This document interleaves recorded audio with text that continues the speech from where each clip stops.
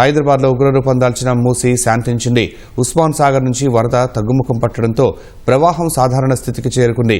వరద ముంచెత్తడంతో పునరావాస కేంద్రాలకు తరలివెళ్లిన ప్రభావిత ప్రాంతాల ప్రజలు ఇళ్లకు చేరుకున్నారు. ఎంజీబీఎస్ వద్ద త్వరితగతిన సహాయ చర్యలు చేపట్టి బస్సు సర్వీసులను అధికారులు పునరుద్ధరించారు.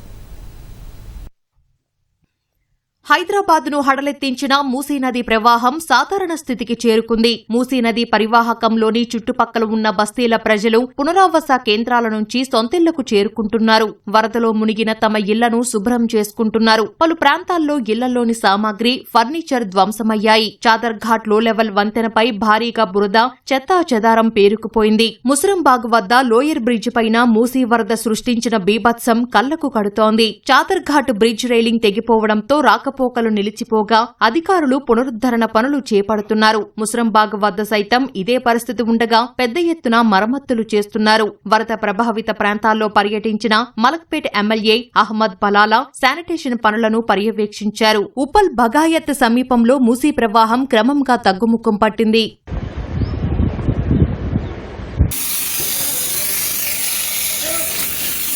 నిన్న మూసీ వరదలో చిక్కుకున్న ఎంజీబీఎస్ తేరుకుంది. బస్టాండ్ ఆవరణలో పేరుకుపోయిన బురదను పారిశుద్ధ్య కార్మికులు తొలగించారు. దీంతో తిరిగి ఆర్టీసీ బస్సు సేవలను అధికారులు ప్రారంభించారు. దసరా పండక్కి ఊరెళ్లే ప్రయాణికులతో ఎంజీబీఎస్ కలకలలాడుతోంది.